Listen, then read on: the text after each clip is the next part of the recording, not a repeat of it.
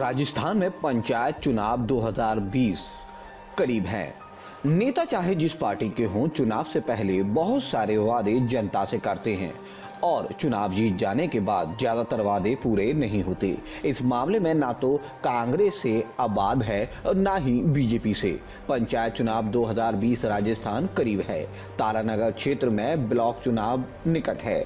आज पत्रकारों ने कुछ उम्मीदवारों से चुनावी मुद्दों पर बात की जो क्षेत्र में बड़े बड़े वादे करते नजर आए।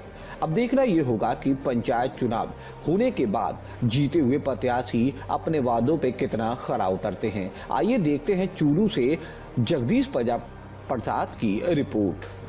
के प्रचार के लिए हम आए हैं, आपका स्वागत करते हैं। हम मुद्दा बताइए। चुनाव के मूल जो मुद्दा हमारे गांव का विकास के लिए हम यहाँ भाजपा से प्रतिनिधि जो खड़े हुए हैं, हमारे गांव में काफी समस्या है। जिस प्रकार से प्रशासन हमारे इधर ध्यान नहीं दे रही है, उसको मेन मुद्दा लेके चल रहे हैं हम यहाँ। और सर्वप्रथम तो हमारे गांव के विकास में जो भी बाधा आ रही है उसका सावा ग्राम पंचायत के पहले सहयोग मांगेंगे। उसके बाद तारानगर तहसील में ब्लॉक जो 18 नंबर का हमारा यहाँ का प्रतिनिधित्व करेंगे हम, उसके लिए वहाँ पंचायत समिति में मांग रखेंगे। और बजट के भी यहाँ जो कमी रहेगी उसको हम सुचारू रूप से मांग रख के कार्य करने की।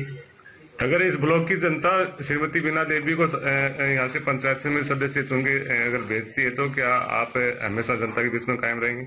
हमेशा जनता के बीच में रहेंगे, जनता के बीच में रह रहे हैं और जनता के जो भी समस्या है उसको सुनने के लिए हम प्रतिबद्ध रहेंगे और हमारे दरवाजा हमेशा जनता के लिए खुला रहेगा। इस ब्लॉक के जो युवा वोटर हैं जो ज्यादातर वो इस बात में सपोर्ट करेंगे, जैसे खेल और शिक्षा के क्षेत्र में आगे उनके प्रति किस तरह योगदान रहेगा आपका? यहाँ के युवा वोटर जो हैं वो हमारे यहाँ समर्पित हैं और उनके जो भी खेल के लिए जो प्रारूप है, उनके यहाँ धावक के लिए जो ग्राउंड बना रहे हैं, उसके लिए स्टेडियम के लिए उनके जो ट्रैक जो बन रहा है उसके हम मांग रखे हैं और वो विधायक जी से या संसद महोदय से हम मांग रखेंगे।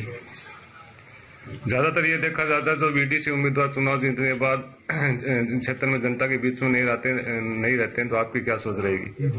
नहीं, जनता के बीच में तो हमेशा बीडीसी, ये तो उनके प्रावधान है। हमें भाजपा के प्रतिनिधि होने के नाते हमें जनता के बीच में ही रहना है, ये हमारा मुख्य उद्देश्य है। जनता का समस्या हमेशा हल करने के हमारे प्रतिबंध जो विचार है, जनता के साथ रहेंगे, जनता के हाथ रहेंगे। आपका सावा ब्लॉक का उप तहसील भी यहाँ सबसे बड़ी समस्या कौन सी है जिस पर सबसे पहले आपका ध्यान रहेगा? सबसे पहला तो हमारे चिकित्सा विभाग जो है उसको सुचारू रूप से चलाना, शिक्षा के लिए स्कूल को देखरेख करना और जो हमारे जलदाय विभाग है उसका भी, जो हमारे यहाँ के जो मेन हेड ऑफिस सावा से गंधेली चली गई है उसको वापस लाने के लिए हम भरपूर कोशिश करेंगे। एक जो आपके आसपास की जो पंचायत है यहाँ पर सरकारी कॉलेज की मांग कर रहे हैं, तो उसके प्रति आगे क्या सोच रहेगी अगर प्रतिनिधि तौर पर आपको मौका मिलता तो इस क्षेत्र से? हमारे यहाँ जो सरकारी कॉलेज के लिए मांग रखी गई है उसके लिए हमारे गाँव के भामाशाह जो है जीआर कंपनी के विनोद जी अग्रवाल, उनके द्वारा यहाँ दी गई स्वीकृति है।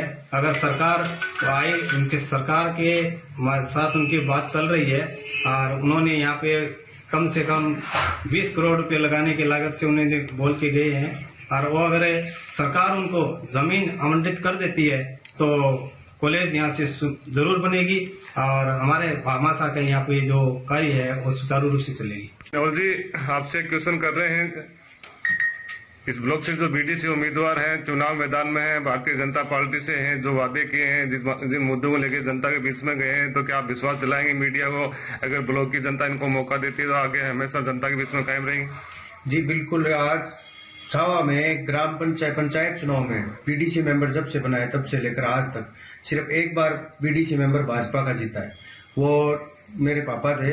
उस समय जो बीडीसी मेंबर ने काम करवाए थे शायद इतिहास में आज तक कभी भी किसी पंचायत समिति सदस्य ने इतना काम नहीं करवाया होगा। ये जो मुद्दे हैं कि बीडीसी मेंबर काम नहीं करवा सकते, उस पे मैं बताना चाहूंगा कि वो कार्यकाल याद दिलाना चाहूंगा। कम से कम 8 सड़कें सावा में पंचायत समिति कोटे से यहाँ आई थी और पंचायत समिति में जितने पावर होते हैं वो शायद किसी और सदस्य के पास नहीं होते। ये लोगों का भ्रम है कि पंचायत समिति सदस्य के पास कोई पावर नहीं होता। हम पंचायत समिति में प्रधान के सामने, किसी भी पंचायत में प्रधान कोटे से ही, पंचायत समिति से ही पैसे चलते हैं और वहां से विकास की शुरुआत होती है। और वहां हम अगर मजबूती से बैठेंगे तो विकास जरूर होगा और इसमें हम प्रतिबद्ध हैं। भाजपा हमेशा विकास के साथ रही है और रहेगी। तो क्या संकल्प देंगे कि श्रीमती वीणा देवी अगर यहाँ से पंचायत समिति सदस्य चुन के जाती है तो ये ब्लॉक भ्रष्टाचार बिल्कुल भाजपा का ये ब्लॉक है तो भ्रष्टाचार मुक्त है, नशा मुक्त है, सब समाज में ब्लॉक बनेगा। बिल्कुल भाजपा का मूल मंत्र यही है, सबका साथ सबका विकास। इसमें किसी भी तरीके की कोई संख्या नहीं है।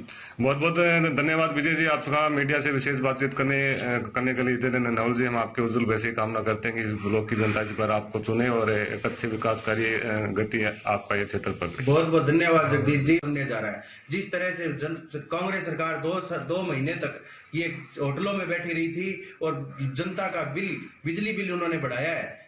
जो होटलों में उन्होंने खाया और बिजली का बिल जनता को भुगतान दिया है, उसका जवाब जनता वोट की चोट से देने वाली है और भाजपा का बोर्ड पूर्ण बहुमत से बनने जा रहा है। बहुत बहुत धन्यवाद आपका।